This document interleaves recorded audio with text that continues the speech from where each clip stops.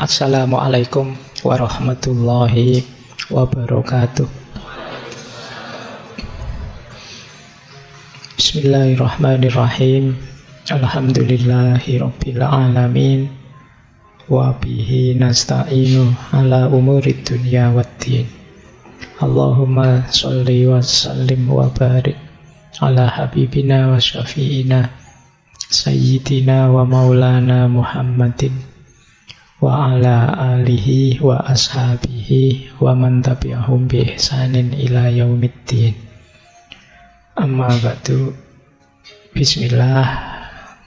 Mari kita kembali ke rutinitas kita, istiqomah kita mengaji. Bulan ini kita membahas tema agama dan macam-macam, sebenarnya panjang kalau membahas agama dan itu. Sengaja saya dahulukan kesehatan mental karena situasi belakangan mungkin agak memprihatinkan tentang kesehatan mental ini. Jadi minggu ini saja, dari hari Minggu sampai Rebu tadi, itu ada 2 berita di Sleman, mahasiswa yang bunuh diri. Jadi ini bagi saya memprihatinkan. Nah, makanya kita ambil sesi awal ini tentang agama dan kesehatan mental. Baik, kita mulai ya. Ini belajar beneran ya, versinya ngaji filsafat. Jangan dibayangkan ini nanti semacam psikoterapi apa. Nah, ya kalau kalian merasa ada gangguan mental ya ke psikiater. Ya. Jangan dianggap saya psikiater atau psikolog, nanti dianggapnya begitu. Kita menjelajahi teori-teori, kemungkinan-kemungkinan, termasuk sejauh mana sih agama bisa berperan dalam kesehatan mental kita. Baik, bismillah ya, kita mulai. Inilah, saya awali dari hidup sehat dulu ya. Ini hidup sehat, sehat ruhani. Jadi batin kita, mental yang sehat itu yang seperti apa? Perhatikan nanti, ini bahan muhasabah kita semua ya, introspeksi kita. Jadi mental sehat itu setidaknya cirinya 5. Nanti kita lebih detail lagi. Jadi hidup sehat itu hidup yang punya meaning, punya makna dan sadar tujuan. Teman-teman harus bisa jawab kalau ditanya tujuan hidupmu apa. Tujuan hidup ini tidak sama persis dengan cita-cita. Kalau cita-cita itu yang dimaksud pekerjaan atau karir. Jadi tujuan hidup itu mirip kalau dulu teman-teman kecil waktu ditanya ingin jadi apa besok, terus tidak tahu jawabannya apa kan, terus teman-teman bilang ingin berguna bagi nusa, bangsa, agama, orang tua, tetangga-tetangga kan gitu. Nah, ini namanya jenis tujuan hidup. Nah, harus punya ini dan harus punya meaning. Punya meaning itu teman-teman bisa jawab mengapa saya ada. Itu berarti teman-teman punya makna tentang hidup ini. Ini ciri pertama. Kalau belum punya, ayo diupayakan. Tidak usah panik juga, tidak usah stres ya. Ayo pelan-pelan. Yang kedua, mental sehat, batin sehat itu punya value. Ada nilai-nilai yang ingin kita tegakkan, yang jadi sandaran hidup kita. Jadi hidup kita kan yang muda-muda kadang-kadang senang, saya ingin bebas saja Pak, tidak mau diatur, tidak mau ada apa-apa, pokoknya bebas sebebas-bebasnya, malah capek. Justru hidup nyaman itu kalau kita sadar nilai, ada yang diperjuangkan, ada yang disandari. Itu namanya value. Orang sebebas apapun sebenarnya secara tidak sadar juga punya value-nya sendiri. Tidak ada orang yang bisa sama sekali bebas, sama sekali lepas. Paling tidak dia sedang menegakkan satu value namanya nilai kebebasan. Jadi tidak ada orang yang tidak terikat oleh apapun. Setiap orang terikat oleh nilai yang dia anggap baik, yang dia anggap benar, yang dia anggap berharga. Itu kedua. Orang yang tidak punya nilai, tidak menghargai tatanan, tidak menghargai standar-standar hidup, dia akan sulit untuk berkembang. Yang ketiga, transenden. Transenden ini maksudnya kita sadar bahwa hidup ini ada sesuatu yang lebih besar, lebih tinggi, yang melampaui diri kita dan mempengaruhi kita. Kita kalau sendirian, tanpa yang lebih tinggi itu, kita itu lemah, banyak kekurangan-kekurangan. Tapi ada yang lebih kuasa, lebih tinggi, melampaui kita, yang membawa pengaruh pada hidup kita. Ini dimensi transenden namanya. Ya kalau yang beragama biasanya ditegaskan itu ya Tuhan. Tapi mungkin ada orang lain yang dianggap melampaui dirinya, itu mungkin bisa nilai tertentu, bisa wawasan tertentu, dan lain sebagainya. Nanti ada penjelasan panjang tentang transendensi. Kemudian hidup dengan batin sehat itu adalah connecting, kesadaran bahwa kita ini tidak sendirian. Saya tidak ada artinya apa-apa tanpa kalian. Kalian butuh teman kalian, dan seterusnya. Jadi kita ini saling nyambung. Jangan dikira kalau saya sedih terus yang sedih hanya saya. Bisa saja temanmu lihat kamu sedih, ikut sedih. Ini punya teman kok merengut saja, akhirnya kita ikut merengut. Gitu. Kalau punya teman ceria, kamu kan ikut ceria. Ini kesadaran keterhubungan. Begitu buka medsos, isinya orang gegeran debat, kan kita ikut panas. Jadi padahal kemarin-kemarin kita bilang saya tidak ikut-ikutan kampanye-kampanyean, silahkan saja. Tapi begitu baca postingan-postingan, ikut panas kita. Kenapa begitu? Kita itu terhubung, jangan lupa. Jadi ada aspek connecting. Jadi kalau ingin baik, yo ayo baik bareng-bareng. Kalau ada yang rusak, yo bisa nular, dan akhirnya kita bisa rusak bareng-bareng. Maka penting masing-masing kita sadar bahwa kita ini terhubung. Jangan kamu bilang, alah ngapain sih kamu ikut campur, rusak-rusak aku sendiri, kalau tidak mau ya minggir saja. Ya memang rusak-rusakmu sendiri, tapi merusak ya keterhubungan di antara kita. Karena kamu rusak, ya pengaruh rusakmu bisa masuk padaku. Karena kamu tiap hari mesuh-mesuh, ya mulutku ya gatel pengen mesuh balik akhirnya. Kenapa? Kita ini connecting, terhubung. Nah, maka carilah koneksi yang baik. Jangan cari koneksi yang toksik. Nah, itu bahasamu hari ini kan itu, toxic relationship. Oke, ya istilahmu sendiri loh hari ini. Nah, yang terakhir becoming. Hidup nyaman, ideal, itu ya yang kita tambah baik, tambah baik. Jangan ada yang merasa sudah baik.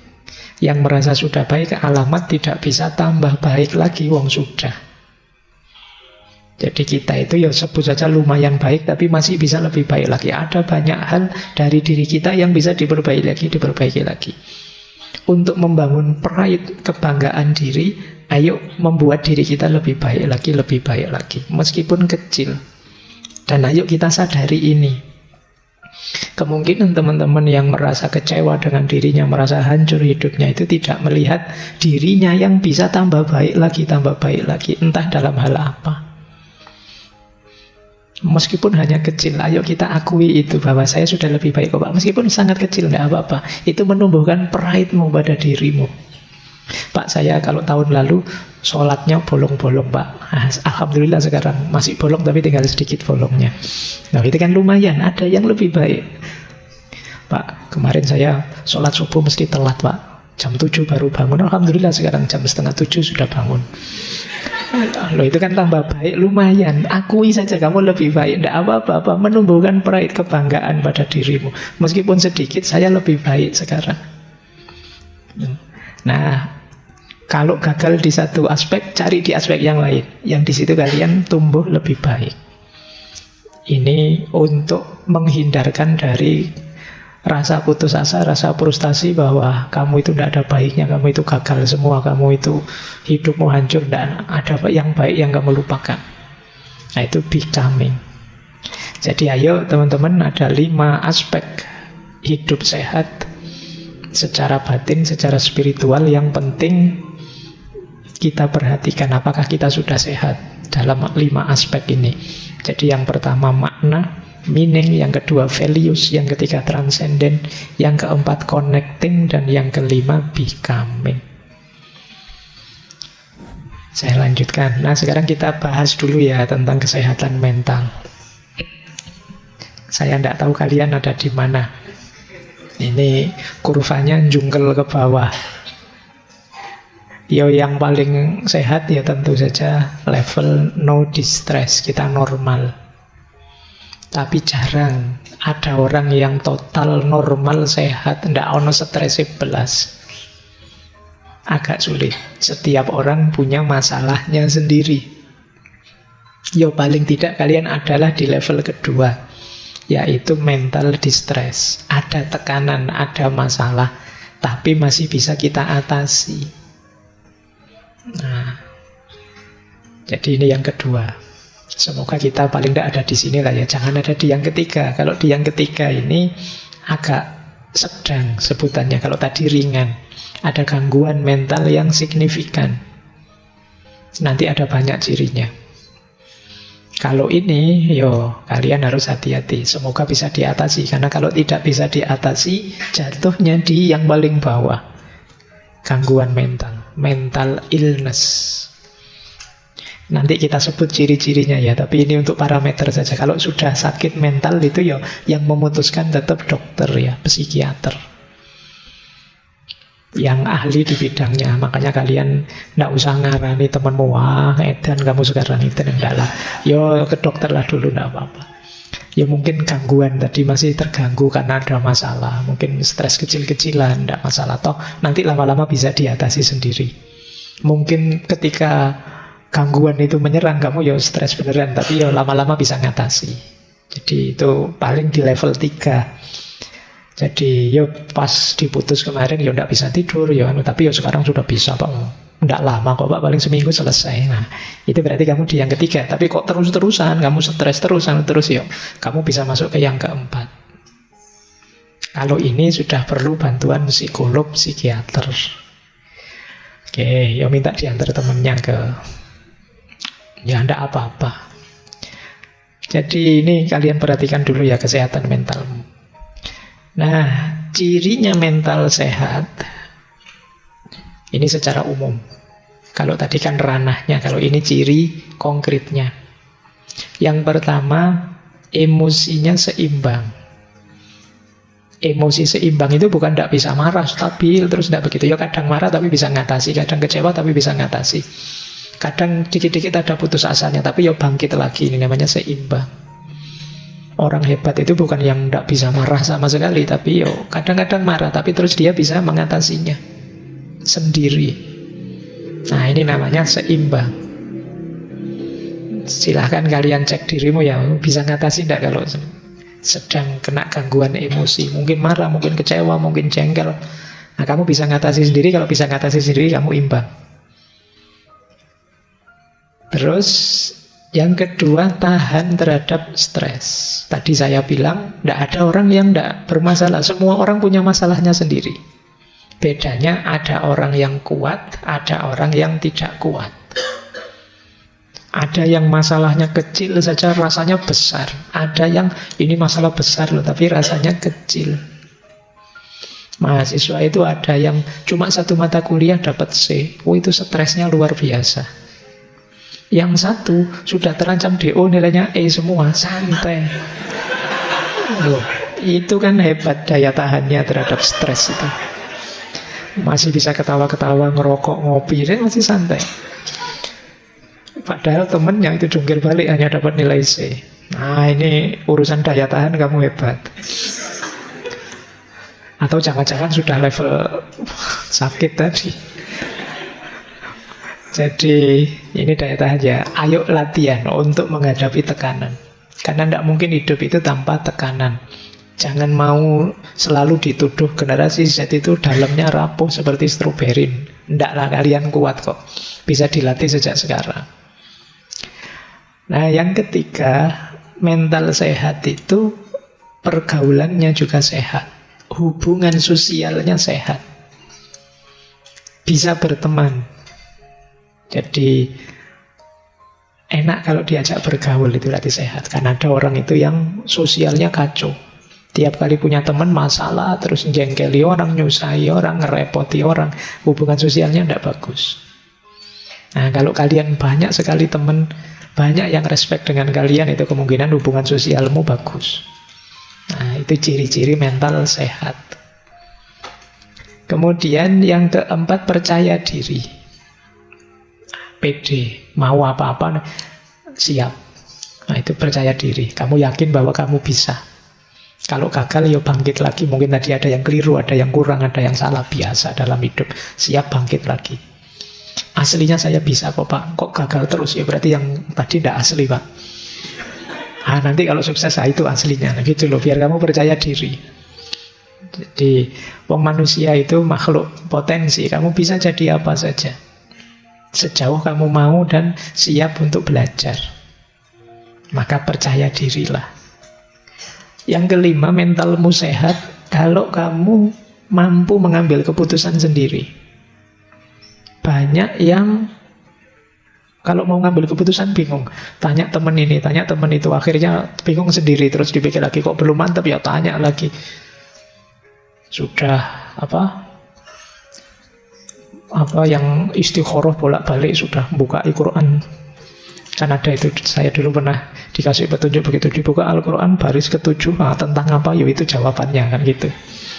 Bos bolak-balik begitu, kok betul-betul terus ayatnya Pak, bingung saya Pak. Terus tanya teman, masih bingung. Itu sebenarnya urusannya kemampuanmu memantapkan hati. Biasanya ya karena kamunya sendiri tidak stabil. Temanmu ngasih saran, ini loh bagus, jangan-jangan nanti begitu, tidak jadi. Kalau ini lumayan sih, tapi ada efeknya itu. Terus ini, jadi kamu bingung sendiri. Kamu pengen keputusan yang tidak ada efeknya, ya tidak ada. Jadi tidak mampu mengambil keputusan. Itu nanti sering jadi masalah. Ayo latihan memantapkan diri, memantapkan hati, percaya diri. Kalau menurutmu itu baik, ambil saja, putuskan, jalani. Ada efek, ada kurangnya, ada gagalnya, biasa dalam hidup. Jadi karena kebingungan itu jauh lebih menyiksa dibandingkan kamu sudah ngambil keputusan ternyata ada efeknya. Ya nanti efeknya dinetralisir. Yang keenam, fleksibel. Fleksibel itu bisa menyikapi perubahan situasi. Ya dulu punya prinsip begini, tapi sekarang situasinya berubah. Kalau masih berprinsip begini, tidak mungkin bisa. Apalagi situasi tidak harus selalu kondisi kita. Bisa saja situasi sekeliling. Tiba-tiba ada pandemi misalnya. Ya mungkin rencana-rencanamu gagal semua. Itu kalau tidak fleksibel, kamu akan stres berat. Segala situasi mungkin terjadi. Sudah berharap ditandatangani sama dosennya, begitu ketemu diacak-acak lagi. Wah itu kan, lama lagi. Ya tidak apa-apa, pokoknya kamu harus siap menghadapi situasi apapun. Itu namanya fleksibel. Sudah semangat mau ngaji, tengah jalan hujan itu ya tidak usah mengeluh, biasa. Ya kadang hujan, kadang tidak hujan, itu kan biasa. Tinggal kamu atur gimana menyikapinya, kan itu saja. Kalau kita tidak fleksibel, ya kita akan pontang-panting. Karena hidup ini dinamis, berubah-ubah. Harapan tidak selalu sesuai dengan kenyataan. Kalau kita tidak fleksibel, sulit. Tidak apa-apa, kadang-kadang orang nyebut kita mencela-mencela. Tadi bilang apa, sekarang bilang apa. Loh, situasinya memang berubah. Tadi memang tak ajak nongkrong makan es misalnya, tapi hujan terus dingin kayak gini, yuk gantilah ngopi saja. Kenapa? Situasinya berubah. Kalau tetap beli es nanti pilek kamu. Jadi ini namanya fleksibel, lihat situasi. Menandakan mentalmu sehat. Jangan sekali es krim ya tetap es krim, tidak begitu. Ya kalau memang situasinya tidak mendukung, ya bisa diubah menyesuaikan dengan situasi. Ya banyaklah pilihan-pilihan hidupmu kan. Dulu mungkin kamu zaman SMA janji sama temanmu, nanti ya siapa tahu kita jodoh misalnya. Situasinya berubah, ternyata di kampus banyak yang lebih. Nah, wong yo belum nikah yo. Nah itu kamu harus paham situasi daripada kamu stres sendiri. Ya ada mahasiswa itu sebelum kuliah, pokoknya Pak, saya hanya kuliah saja, nggak mau macam-macam. Ternyata kuliah dapat semester 2, semester 3 enggak jadi kuliah saja, tiduran saja akhirnya. Kalau ditanya, Mas kemarin katanya kuliah saja, menyesuaikan situasi, Pak. Saya fleksibel, Pak. Kampus sudah ada menarik-menariknya, Pak, sudah tidur aja. Oke, ya asal engkau bahagia silahkan saja. Kemudian mental sehat itu puas dengan hidupmu. Cirinya gampang lah, orang puas itu apa? Bersyukur. Tidak banyak mengeluh. Berarti kamu puas, mentalmu sehat. Kalau masih banyak sekali keluhan-keluhan, yuk kita cari titik-titik di mana kita bisa bersyukur. Dan yang ke-8, mandiri. Kita bisa hidup tanpa tergantung banyak hal di luar diri kita. Kita bisa memenuhi kebutuhan kita sendiri, menjalankan keinginan kita sendiri. Semakin kita mandiri, semakin kita kuat. Mental kita sehat. Ayo ya, ini mumpung akhir tahun ya, sejauh mana kamu sehat, coba cek 8 parameter ini. Di titik mana kamu masih lemah, di titik mana sudah kuat. Ini jadi ukuran. Kalau banyak yang lemah, ya tidak harus putus asa, diperkuat. Nah, saya lanjutkan. Ini ada quotes menarik. Saya terjemahkan. Engkau tidak harus berusaha positif sepanjang waktu. Merasa sedih, marah, kesal, frustasi, takut, dan cemas adalah hal yang wajar. Memiliki perasaan seperti itu tidak menjadikanmu orang yang negatif, namun hanya menjadikanmu manusia. Kok saya mudah sedih, Pak, marah, Pak, kesal, frustasi, takut, cemas. Saya kok begini sih, Pak? Ya enggak apa-apa, manusiawi. Problemnya bukan kamu punya perasaan itu apa enggak, caramu merespon perasaan-perasaan tadi. Itu nanti menentukan mentalmu sehat, kamu sudah dewasa atau belum. Manusia wajar saja, kadang bisa sedih, kadang marah, kadang kesal, kadang frustasi. Tidak apa-apa. Jadi kalau kalian ngalami, kalian sadari saja. Oh, saya sedang marah ini. Itu mungkin bisa menurunkan level marahmu banyak. Oh, ternyata ini saya cemas. Banyak kita yang panik, tidak sadar, bingung, akhirnya seolah-olah kalau sedang kesal, sedang takut, sedang cemas itu sesuatu yang tercela. Padahal manusiawi saja. Tergantung nanti kita menyikapinya. Ini yang lebih penting. Kalau kita tidak menerima perasaan ini, kalau kita menyangkal, denial, itu kemungkinan salah respon. Wong marah tapi enggak kok, saya enggak marah. Kata siapa marah tapi kalau melulu-melulu. Ya sudah jelas marah tapi enggak diakoni. Kalau marah itu sulit disembuhkan. Sudah jelas takut, saya enggak takut. Saya enggak takut. Kamu bilang gitu menunjukkan kamu takut sebenarnya. Diakui takut terus direspon secara positif. Jadi itu dulu saya pernah di pesantren itu, di satu kamar mandi kan dirumorkan sebagai angker.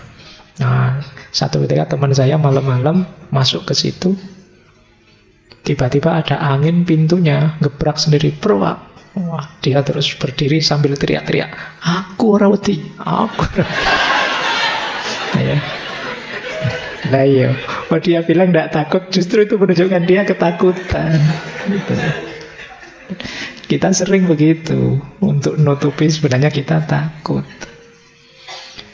Oke ya, tidak apa-apa, orang itu wajar saja. Kadang sedih, kadang marah, kadang kesal, kadang frustasi, kadang cemas, kadang takut. Itu masih belum negatif. Bisa negatif kalau respon kita salah. Itu menunjukkan kita masih manusia, kita bukan mesin. Kalau mesin enak, diprogram sabar, terus ini sabar, terus tidak bisa.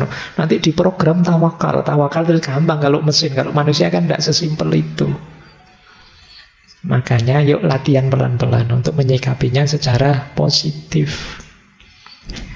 Nah, ini menarik untuk bahan muhasabah ya.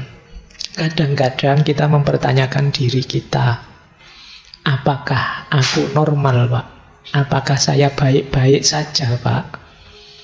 Kalian tidak usah takut, tidak usah frustasi, tidak usah galau kalau merasa tidak baik-baik saja. Wong normal tidak normal itu tergantung parameternya. Di situ saya tulis misalnya, normal dan tidak normal itu bisa dari banyak pendekatan. Bisa normal tidak normal itu pendekatannya sosiokultural, sesuai kewajaran di tengah masyarakat. Kadang-kadang di masyarakat tertentu ini normal, di masyarakat yang lain tidak.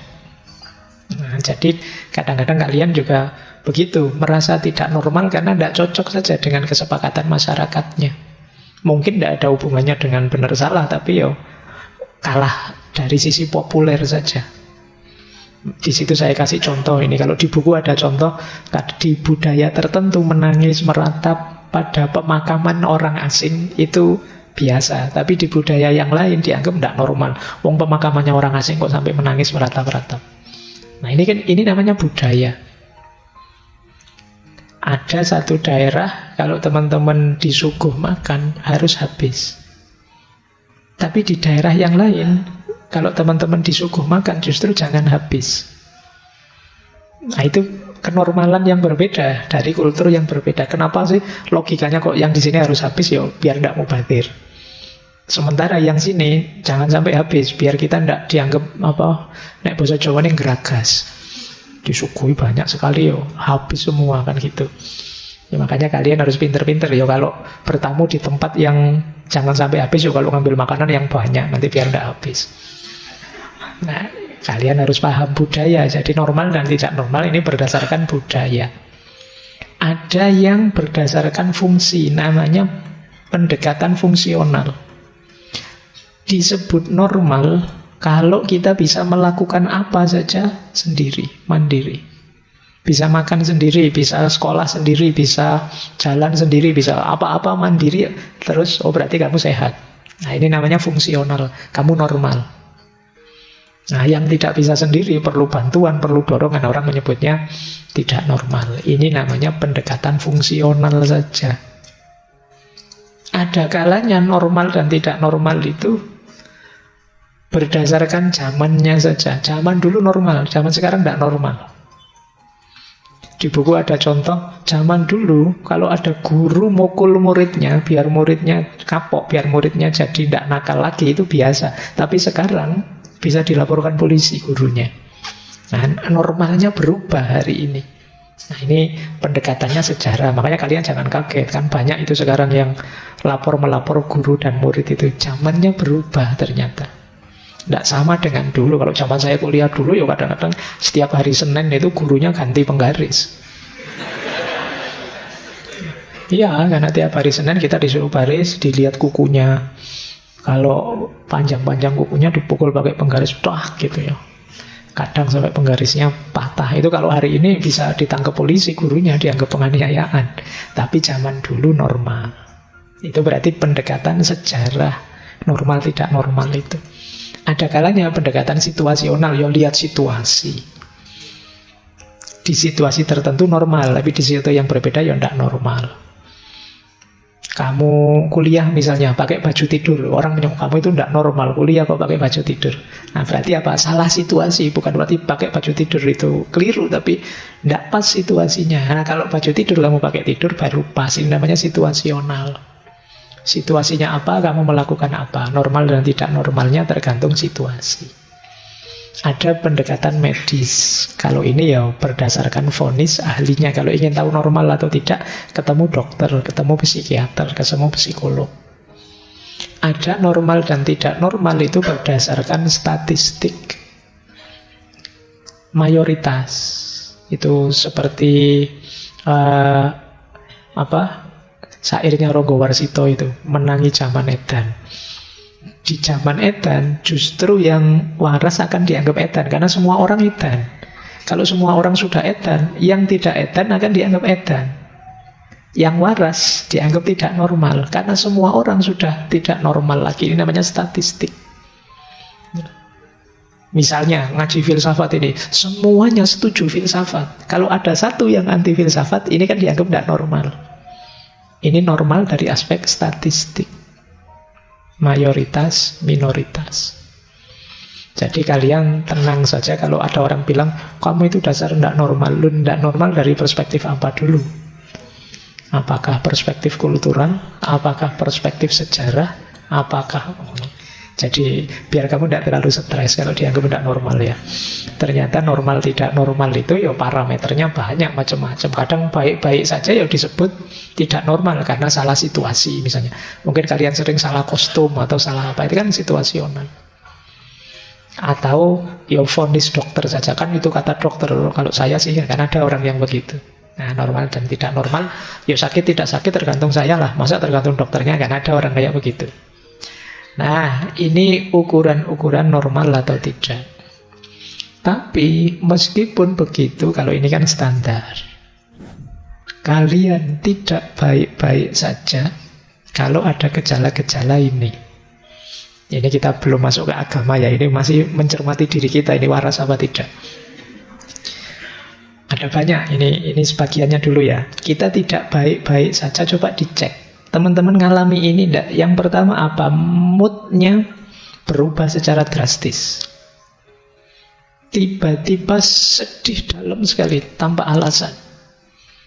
Atau seperti orang ekstase, ceria luar biasa, padahal ya enggak ada apa-apa. Itu alamat enggak baik-baik saja. Jadi moodnya tiba-tiba sangat drop atau tiba-tiba sangat melambung, tidak terkendali. Nah, kalau ada gejala-gejala seperti ini, ambil nafas sebentar, mundur sebentar. Ada yang tidak beres. Atau yang kedua, ada masalah dengan tidur. Entah sulit tidur, entah berlebihan tidur, kokean turu. Pinginnya tidur saja. Nah, mulai pagi sampai sore tidur saja. Kemungkinan ada masalah. Atau sebaliknya, sulit tidur. Sudah macam-macam obat diminum, CTM sakblok entek misalnya. Ya kalau levelnya kalian obat tidur kan mahal, itu CTM. Nah, ada masalah. Jadi kalau kalian berhari-hari sulit tidur, mungkin ada problem dengan mental. Ya kalau tidak bisa tidurnya malam ini saja atau 1-2 malam, mungkin karena kokean ngopi atau karena ada apa, itu mungkin bisa. Memang niatnya melekan mungkin bisa, tapi yang terus-terusan tidak bisa tidur, ada masalah pasti. Atau yang ketiga, berat badan naik drastis atau turun drastis, alasannya tidak jelas. Kamu tidak sadar, tiba-tiba kok naik atau tiba-tiba turun, mesti ada masalah. Tapi kalau kamu sengaja diet atau sengaja makan banyak, itu beda, memang kamu sengaja. Tapi ini kamu sebenarnya tidak ingin diet, kok tiba-tiba kurus. Kamu juga perasaan makan itu biasa-biasa tapi kok gemuk, atau selera makanmu tidak terkontrol, kemungkinan ada masalah. Atau kamu menyendiri, kamu pingin sendiri, tidak mau diganggu dalam waktu lama, kemungkinan kita tidak baik-baik saja. Ingin mengisolasi diri terus, tidak nyaman saya Pak dengan orang lain, saya ingin dengan duniaku sendiri, tidak mau diganggu. Kemungkinan kita tidak baik-baik saja. Atau susah berkonsentrasi, ngambil keputusan susah, selalu bingung. Sekedar pingin makan di mana malam ini, itu mikirnya suwi banget, stres gara-gara itu. Kok kamu kurus? Saya mikir Pak, mikir apa? Mikir makan di mana. Tiap hari begitu Pak. Jadi ada masalah Pak. Hal-hal biasa-biasa jadi sulit kamu putuskan. Kadang-kadang kita kemarin menyebutnya yang begini kan overthinking, untuk hal-hal yang tidak penting. Kemungkinan kita tidak baik-baik saja. Ya kalimat saya tidak baik-baik saja itu saya tidak berani bilang kamu kesehatan mentalmu agak terganggu, tapi mungkin ada hal-hal yang perlu kamu perbaiki. Masih ada lagi, yaitu tingkat energimu drastis berubahnya. Ada enggak yang teman-teman tiba-tiba mudah lelah? Biasanya saya itu sehat loh Pak, sekarang jalan sebentar ke kampus rasanya lelahnya luar biasa. Nah ini berarti energi kita tiba-tiba turun drastis. Atau ada gembira berlebihan yang tidak wajar.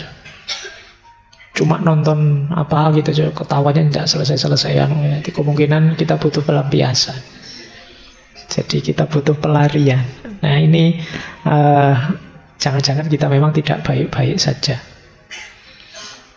Apalagi yang ini, ada persepsi atau pola pikir yang terganggu. Mungkin ada yang mengalami delusi atau halusinasi, melihat yang sebenarnya tidak ada, atau membayangkan yang buruk-buruk sampai kamu sedih sendiri. Nah ini berarti kita tidak baik-baik saja. Ada lagi perubahan dalam perilaku.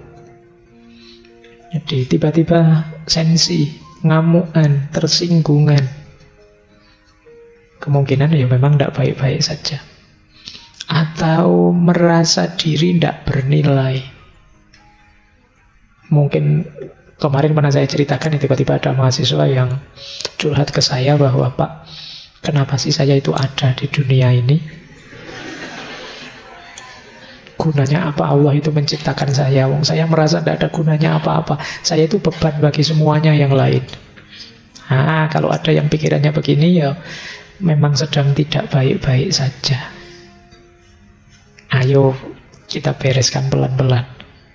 Jangan kesusu ngambil keputusan yang buruk-buruk. Jadi ini rasa tidak bernilai. Apa sih gunanya aku, siapalah aku, dan lain sebagainya. Atau kalau yang terakhir ini mungkin agak unik. Ini namanya psikosomatis. Psikosomatis itu sebenarnya gangguan jiwa, tapi merembetnya ke sakit fisik. Mudah sakit kepala, mudah nyeri, asam lambungnya naik, vertigonya kumat, dan lain sebagainya. Ini biasanya namanya psikosomatis. Kalau mau ujian, asam lambungnya naik. Itu psikosomatis namanya. Jadi sebenarnya itu pikiran, tapi yang mengimbas ke fisik. Jadi ini kebalikannya mensana in corpore sano. Dalam tubuh yang sehat terhadap jiwa yang sehat. Kalau ini dalam jiwa yang sehat ada tubuh yang sehat. Karena diawali dari pikiran, dari jiwa, mengimbas ke sakit fisik. Kalau dalam sejarah Islam kan ada cerita Imam Ghazali menyembuhkan, saya lupa, kalau bukan Al-Ma'mun ya Al-Amin, waktu muda.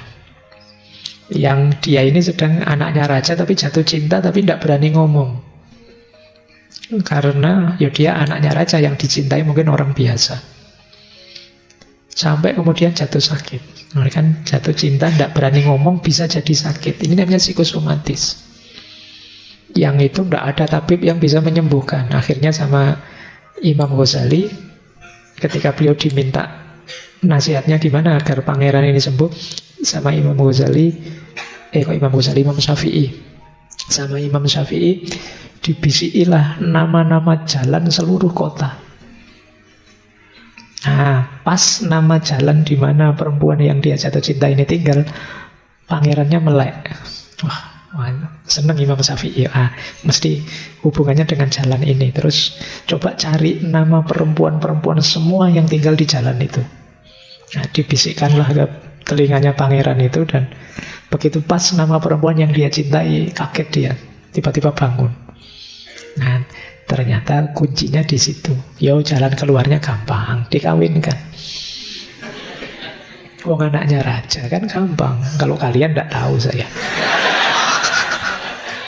Ya kalau kalian stres koyo apa meskipun ketahuan penyakitnya, kalau kayak gitu tidak jaminan juga. Kalau anaknya raja sih gampang. Baik, saya lanjutkan. Kalau ada ciri-ciri tadi berarti tidak baik-baik saja kalian. Ayo ya, mulai kita sembuhkan diri kita pelan-pelan. Ini saya ada kalimat menarik dari Lewis, The Problem of Pain. Kata dia, rasa sakit mental itu tidak sedramatis rasa sakit fisik. Namun lebih banyak terjadi dan lebih sulit ditanggung. Upaya yang sering kita lakukan untuk menyembunyikan rasa sakit mental biasanya menambah bebannya. Lebih mudah mengatakan gigiku sakit daripada mengatakan hatiku hancur. Jadi orang yang sakit mental itu kan memang mau cerita itu rasanya enggan, tidak enak. Kalau sakit gigi sih gampang. Ini teori ini berlawanan dengan lagunya Maggie Z itu. Daripada sakit gigi lebih baik sakit hati. Kalau ini enggak. Ayo ngomong sakit hati gampang. Sakit gigi gampang. Tapi ngomong sakit hati sulit. Jadi makanya teman-teman saja yang punya circle, punya teman, punya jaringan, punya kelompok, punya kolega, yuk saling peduli. Karena kadang-kadang sahabat kita, teman kita yang dalam kesulitan dalam aspek mental ini, sulit sekali kita mendeteksinya. Ayo saling peduli, saling mendukung. Kalau sakit fisik gampang. Kita sering dapat berita, teman kita yang ini sakit ini sekarang opname ketahuan, tinggal kita jenguk di rumah sakit selesai. Tapi yang sedang kecewa, sedang patah hati kan tidak ada woro-woronya di grup WA. Kan tidak ada yang terus, ayo kita jenguk teman kita itu, dia sedang patah hati, dia sedang kecewa, dia kan tidak begitu. Nah, itu sulitnya sakit mental. Padahal kadang-kadang sakit mental itu efeknya bisa fatal. Ya kayak saya bilang tadi, sampai ada yang mengakhiri hidupnya. Maka penting bareng-bareng, ayo kita saling peduli. Ya apalagi kalian kan, kemarin cerita-ceritanya yang mengakhiri hidup banyak yang muda-muda. Berarti kalian juga ayo waspada dengan circle sekelilingmu, dengan teman-temanmu, sahabatmu. Baik, saya lanjutkan.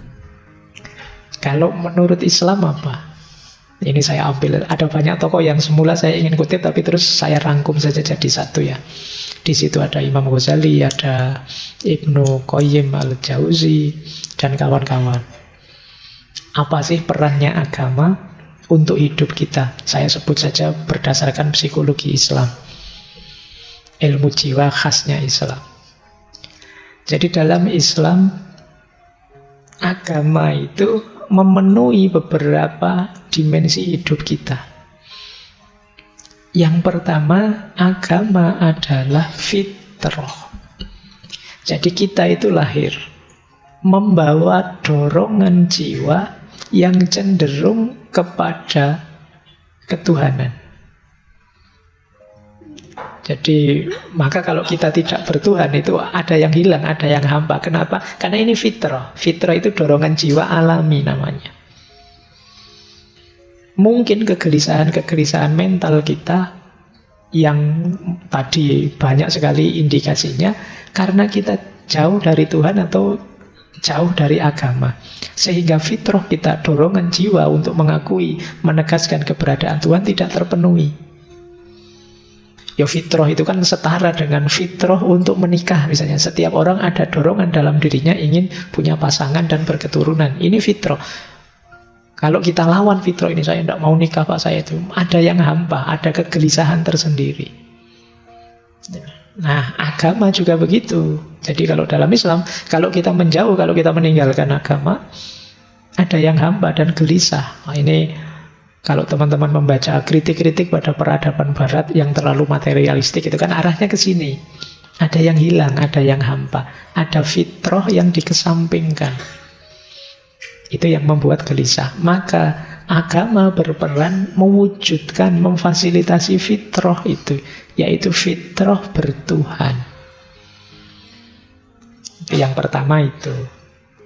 Yang kedua, ada lagi perannya agama, yaitu peran akidah. Peran akidah ini, tadi kan hidup bahagia itu harus punya tujuan, punya nilai. Peran akidah ini dia berperan, kita mantap, kita yakin, kita percaya pada Tuhan, yang itu tujuan dan makna puncak hidup kita. Di situ kita nyaman kemudian. Jadi ini peran akidah, karena kita tujuannya Tuhan, kenyamanan kita ada pada Tuhan, kegagalan apapun masih bisa kita toleransi selama kita tidak menjauh dari Tuhan. Nah, ini peran agama di situ. Kalau teman-teman sedang galau, sedih, gelisah, mari kita sadari bahwa hidup ini ilaihi roji'un, kembali pada Allah. Selama kita tidak kehilangan Allah, selama kita masih dekat dan semakin dekat padanya, kita masih nyaman, kita masih aman. Tidak harus galau, tidak harus putus asa. Ini namanya peran akidah. Yang ketiga, apa perannya agama untuk kesehatan mental? Yaitu takwa. Takwa ini ya kita mendefinisikannya kesadaran dan ketaatan pada Allah, pada Tuhan. Kesadaran dan ketaatan ini ya jangan dikira sekedar kayak kritiknya Nietzsche tadi ya, itu hanya kita seperti budak saja disuruh-suruh. Enggak. Yang diperintahkan oleh Allah pada kita itu sesuatu yang manfaatnya untuk kita. Kalau budak itu kan disuruh untuk manfaat majikannya. Tapi Allah menyuruh kita untuk kita, ketenangan jiwa kita, kemantapan hati kita, perilaku kita yang baik, panduan moral untuk hidup sehari-hari. Disitulah perannya agama. Kadang-kadang pikiran kita buntu, hati kita gelap. Kita tidak bisa milih apa yang harus saya lakukan, apa yang harus saya cari. Alhamdulillah ada agama. Petunjuknya konkret. Saya harus melakukan ini, menjauhi ini. Mengurangi kebingungan dan capek kita. Nah, itu gunanya takwa. Jadi ini peran yang ketiga dari agama. Yang keempat, agama juga punya peran evaluatif. Ini sering kita bahas, tadi juga kita singgung, malam hari ini kita agak muhasabah ya, mengukur diri kita. Introspeksi. Agama jadi standar-standar. Orang muhasabah itu kan ngukur sebaik mana perbuatanku, pikiranku, perasaanku. Aku ini tambah baik apa tidak. Evaluasi diri, introspeksi diri kan penting. Cuma kalau kita tidak punya standar-standar, sulit kita muhasabah. Pak, saya tafakur tentang diri saya, Pak. Kelihatannya saya lebih baik sekarang, Pak. Loh, lebih baik itu dilihat dari mananya. Nah, kalian perlu standar. Nah, agama menyediakan standar itu. Muhasabahmu lebih simpel sekarang. Pak, rasanya kok saya tambah jauh ya Pak dari Allah. Nanti kan kamu punya standar sekarang. Rasanya kok saya tidak bisa menjalankan perintahnya Al-Quran ya Pak untuk sabar. Saya kok ngamukan banget sih Pak. Nah, ini enaknya agama menyediakan perangkat standar untuk kita bermuhasabah. Ada lagi, agama mendidik kita untuk sabar dan syukur. Ini dua jurus sapu jagat untuk apa saja menang kalau kalian punya menguasai ini. Satu sabar, satu hidup. Itu kan isinya dua. Kadang senang, kadang susah. Kan cuma ini. Loh, kalau kalian punya syukur dan sabar, selesai sudah. Ketika kamu senang, bersyukur. Ketika kamu susah, bersabar. Jadi cukup dua senjata itu, hidupmu akan stabil. Masalah dalam hidup kita kan, ketika senang, kita lepas kendali. Ketika sedih, kita drop, putus asa. Nah, untuk biar tidak lepas kendali dan putus asa, ya syukur dan sabar. Dan agama menguatkan di situ. Jadi kalau tanpa sandaran agama, ya syukur itu kan rasanya hampa. Kamu bersyukur pada siapa? Ketika ada agama, bersyukurnya pada Tuhan yang menganugerahkan kenikmatan ini sekarang. Ketika tidak ada objek untuk disyukuri, kan terus kamu balik ke dirimu sendiri. Bersyukurnya ke dirimu sendiri. Iya sekarang pas kamu sukses, pas gagal. Ketika kamu kembalikan ke dirimu sendiri, terus kamu jatuhnya putus asa. Ketika kembali ke dirimu sendiri, kalau sukses sombong, kalau gagal putus asa. Nah, itu gunanya kita punya agama untuk meminimalisir efek dari problem mental tadi. Dan yang terakhir, peran agama dari perspektif ilmu jiwa Islam, psikologi Islam itu ihsan. Agama mengajarkan kita untuk memuncakkan kebaikan. Ya mudahnya menyempurnakan segala kebaikan kita hanya pada Allah saja.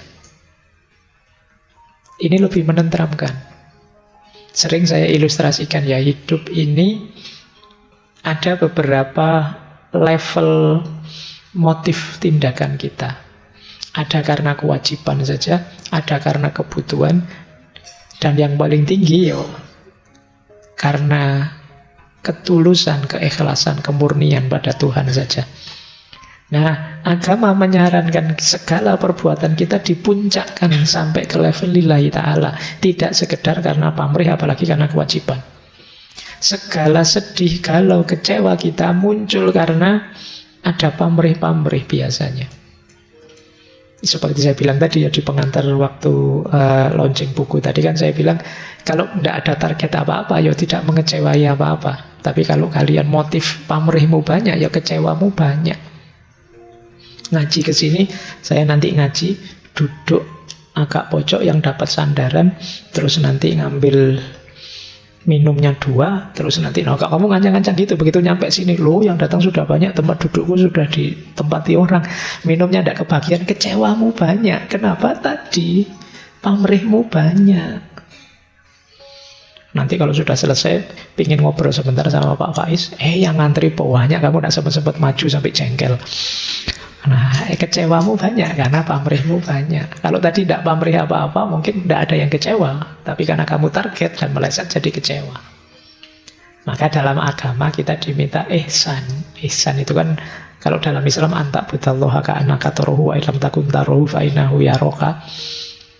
Melakukan apapun ikhlas karena Allah saja.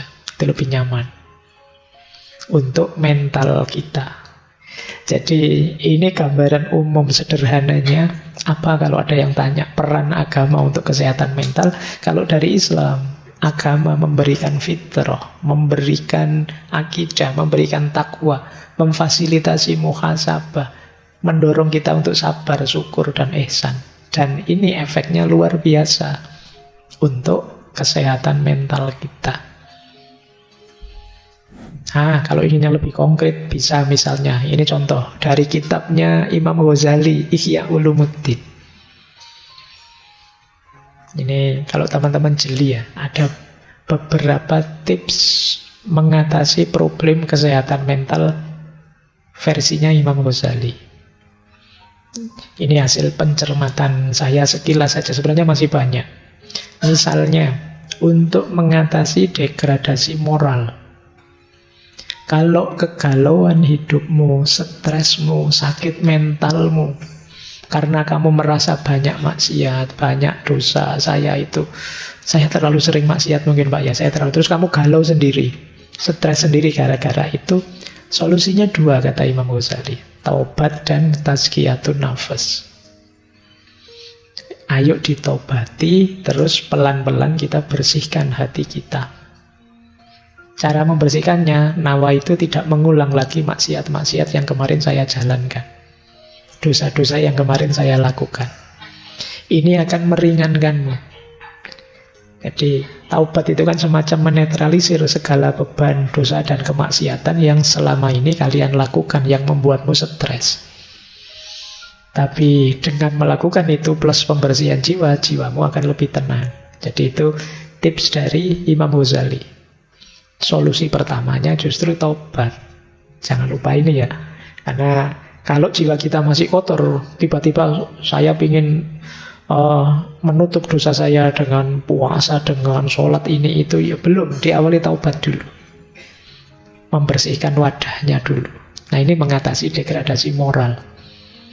Kalau teman-teman merasa hampa makna, hampa tujuan, saya bingung ini Pak, hidup saya mau kemana?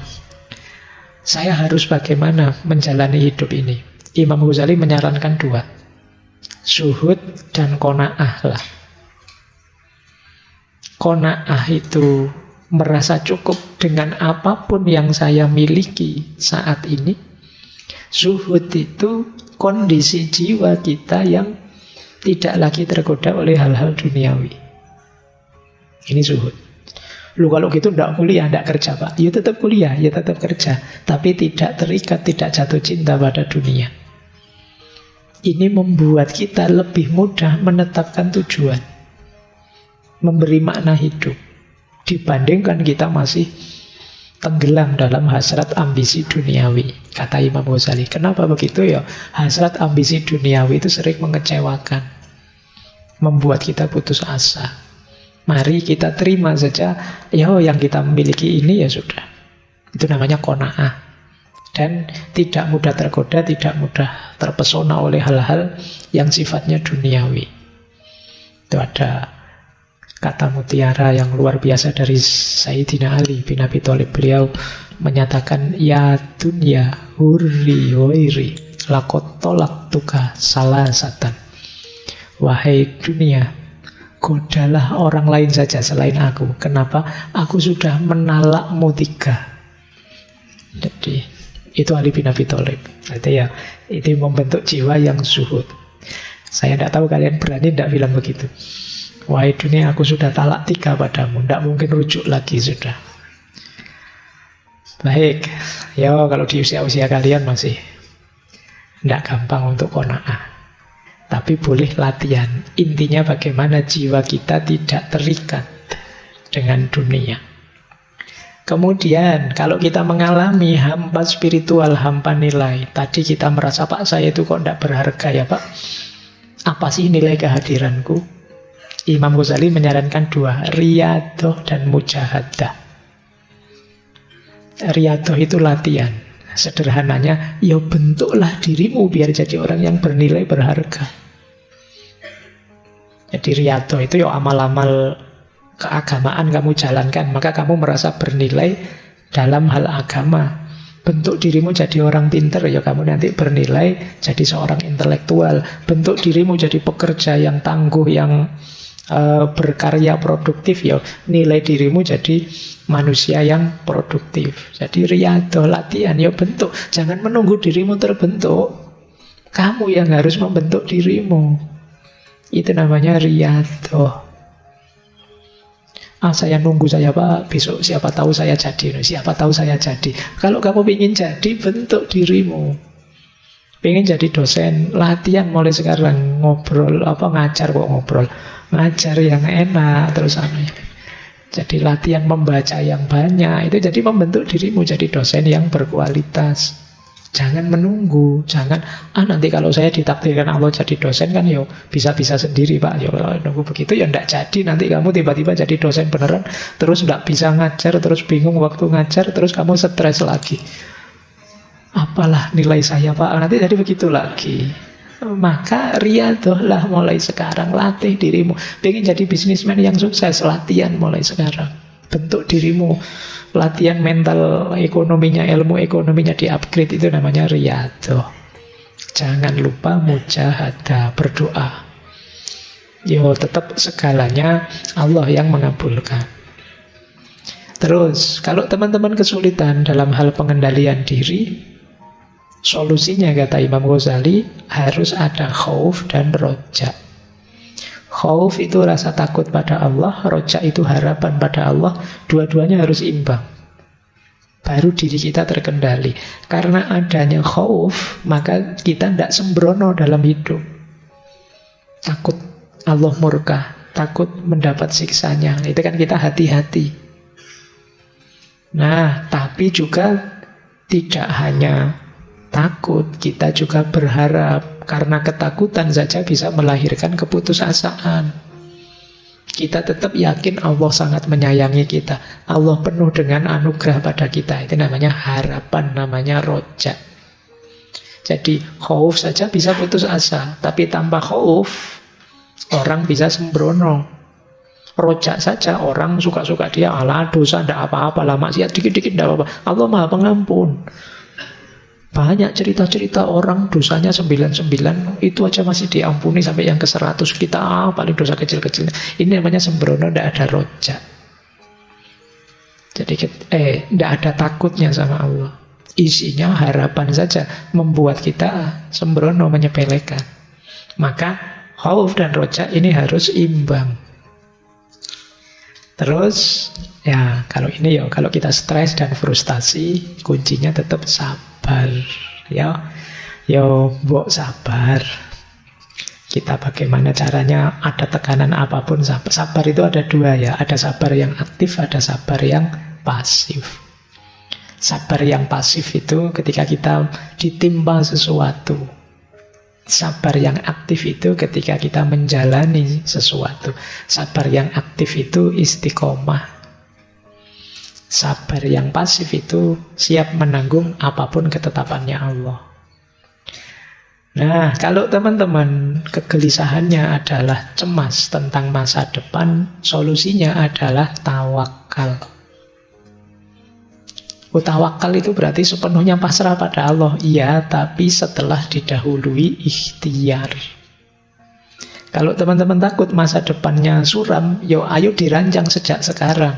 Biar tidak suram. Setelah dirancang, dijalani, pasrahkan hasilnya pada Allah. Itu namanya tawakal. Kalau belum ada ikhtiarnya, belum bisa disebut tawakal. Jadi kalau teman-teman cemas, jangan diam saja, Pak, masa depan saya gimana, Pak? Ayo berusaha. Rancang yang baik, jalani dengan baik. Kalau sudah dijalani, pasrahkan hasilnya pada Allah, itulah tawakal. Nah, itu akan nyaman untuk diri kita. Baik, terakhir. Nah, kesimpulannya, dari semua uraian tadi para filosof, dari Islam, Imam Ghazali, secara umum bisa kita sebutkan bahwa setidaknya ada 5 hal penting yang bisa diberikan oleh agama sehubungan dengan kesehatan mental. Yang pertama apa? Dukungan sosial. Tadi ya, Durkheim tadi loh. Di antara kekuatan agama itu kan solidaritas antara pemeluknya. Kita sama-sama beragama, maka kita punya sistem pendukung yang kuat. Ada saudara-saudara, ada teman-teman kita yang seagama. Insya Allah mendukung kita kalau kita sedang kesulitan. Jadi karena kita ada di track, di jalur yang sama. Yang kedua, kalau ini lebih hakiki, agama memberikan kita makna dan tujuan hidup. Banyak orang yang sakit mentalnya, kesehatan mentalnya terganggu, merasa tidak bermakna, hidupnya tidak jelas mau kemana, dan agama menyediakan semua itu. Agama memberikan kita orientasi, ke sini loh kamu menuju. Ini loh makna hidupmu, maka ini yang harus kamu lakukan. Yang ketiga, agama mengajarkan kita coping, cara untuk menyikapi masalah. Misalnya tadi yang diajarkan oleh Imam Ghazali. Yang keempat, agama memberi kita nilai. Tadi kan kebahagiaan itu berdasarkan nilai-nilai. Nah, agama menyediakan itu, menyediakan nilai. Mana yang harus kita utamakan, mana yang harus kita belakangkan. Mana yang harus kita tegakkan, mana yang kita tunda nanti saja, tidak terlalu penting. Nah, agama memberi kita itu, memberi kita prioritas-prioritas yang harus kita utamakan. Yang kelima, agama memberi kita harapan dan optimisme. Sepahit apapun pengalaman kita, seburuk apapun kegagalan kita masih punya Tuhan. Masih ada Allah. Tidak pantas kita putus asa, wong ada Allah. Apa sih yang tidak mungkin kalau bagi Allah? Makanya orang putus asa itu kalau dalam Al-Quran disebut orang yang kufur. Seperti orang yang tidak percaya pada Allah. Kalau kita beriman, percaya pada Allah, apa sih masalah yang tidak terselesaikan? Kalau Allah berkehendak, bahkan 1 menit ke depan, 1 jam ke depan, sebesar apapun masalah kita bisa tuntas. Dan ada banyak cerita-cerita semacam itu. Baik, masih ada 5 menit ya. Saya kesini saja. Terakhir kali, menurut saya ini penting. Untuk teman-teman yang sedang ada masalah berat, membebani pikiranmu. Apa Pak yang harus saya lakukan Pak? Yang tadi sudah saya jelaskan, itu yang terakhir. Yang di situ saya tulis leap of faith. Kembali pada agama. Yang sebelumnya ini mungkin petunjuk yang lebih praktis. Jadi ini strategi, kalau di psikologi namanya strategi coping. Kalau teman-teman ada masalah yang membebani pikiranmu, sulit sekali dicari solusinya, ada beberapa strategi. Yang pertama, isolation. Isolation ini agak sulit, tapi kalau bisa alhamdulillah. Buang perasaan-perasaan destruktif, pikiran-pikiran negatif.